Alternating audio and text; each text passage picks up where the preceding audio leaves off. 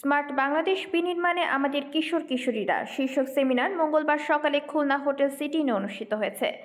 অনুষ্ঠানে প্রধান অতিথি হিসেবে উপস্থিত ছিলেন বাংলাদেশ পুলিশ নারী কল্যাণ সমিতির সভানেত্রী ডাক্তার তৈয়বা মোশাররত জাহা চৌধুরী।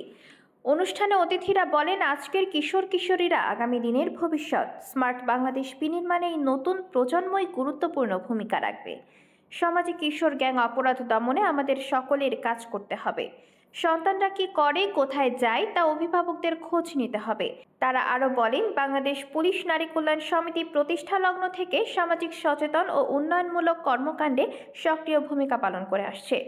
বিপথগামী শিশুদের সমাজের মূলধারায় ফিরিয়ে আনার জন্য বিভিন্ন উদ্যোগ গ্রহণ করা হয়েছে।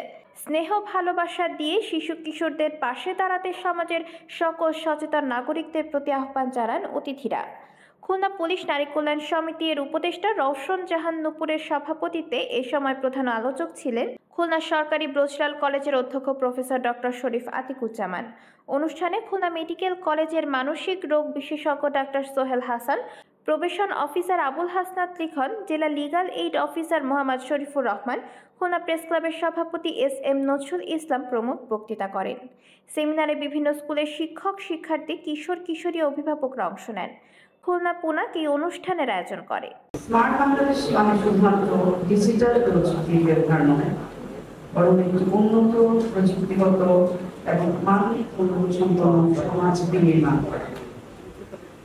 আমাদের কিশোর কিশোরীরা এই লক্ষ্যকরণের মূল চাবিকাঠি। তাদের শিক্ষা, নৈতিকতা এবং দক্ষতার উপর নির্ভর করছে আমাদের দেশের অগ্রগতি। আজকে যারা উপস্থিত, যারা কিশোর কিশোরীরা আছো, তাদের উদ্দেশ্য বড় হচ্ছে যে কোনো দেশের ভবিষ্যতে কতটুকু সাফল্য আসবে তা কিশোর কিশোরীদের বৈশিষ্ট্য এবং কার্যক্রমের মধ্যেই প্রকাশ হয়ে যায়। আমরা এই সমাজেরই একটা অংশ।